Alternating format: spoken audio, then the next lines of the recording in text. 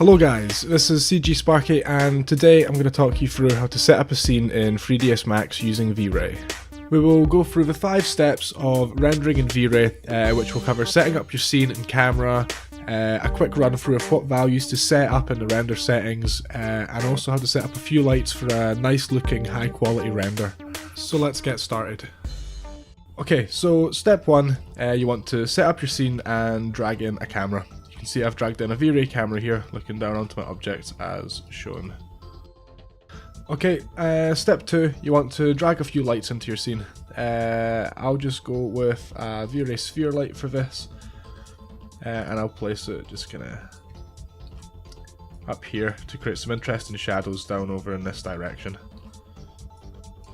Now, first thing you want to do is go into the light lister up here on the left, and straight away you'll want to set this light to invisible, otherwise it's going to look like there's a sun in your scene and I don't think you want that. Okay, so step 3 is where it starts to get fun. We're going to jump into the VRay render settings. So you want to make sure that your renderer is set to VRay Advanced. So you can see I'm using VRay 3.2, but most of the settings are the same in all versions of VRay.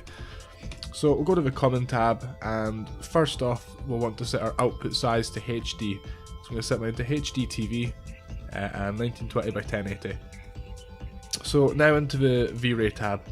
So first off we'll set in the image sampler tab progressive. We're going to change that to adaptive, and we're going to go down to the adaptive image sampler and change the minimum subdivs to 2 and the max subdivs to 8.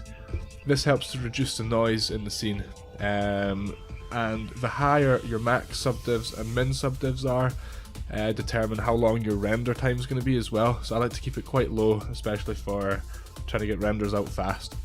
So in your global DMC tab, you want to click on default, and you want to change your noise threshold to 0.003. This again just helps to reduce some of the noise in your scene. So down to color mapping, you'll want to change the burn value to 0.5. This helps to stop lights in your scene burning out the camera and creating like big white smears. So across to the GI tab now, we want to enable GI, and for the primary engine I tend to use Irradiance map. I find it often gets me better results, and you want to set the current preset to high for these renders. If you're doing an animation using VRay, I set it to medium. It just helps to again speed things up by giving you less render passes, which means you'll have shorter render times. So for this example I'm going to keep it on high, and go down to the light cache tab, and this is the last value. The subdivs, I usually keep them at about 1000. The higher you go, the longer it takes to calculate the light in your scene before it starts rendering. So you might want higher values later on down the line, but just remember they will up your render time, and as the settings are just now, the render time isn't too bad. Okay, and step 4. So once we've set up all of our render settings, we've set up the light and the camera in our scene, we want to go up to the rendering tab and go into exposure control.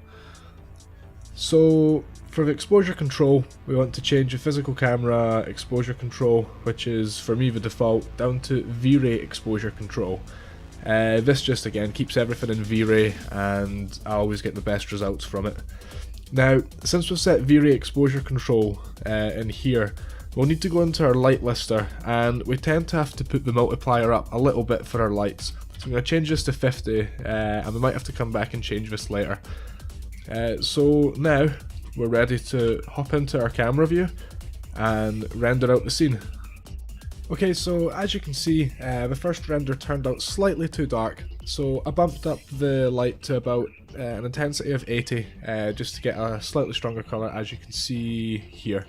So when saving this out, you click the save button up here, and you pick your file name. So I'm just going to save over render 2, and I tend to go for a PNG format. I just find it's a nice format, and you want to go down here to the override box and change this to 2.2. This is the gamma override, and if you save a PNG image from VRay without this, you'll notice the image is a lot darker. Now, that's great for doing your render passes. You don't want to change the gamma for that, because when you layer them back up in Photoshop as each individual pass, you'll get a nicer result. However, if you're just wanting a solid straight image like this, you'll want to set this up before saving out. I hope this has helped you set up a scene quickly in VRay for 3ds Max. Thanks for watching, and I'll see you in the next one.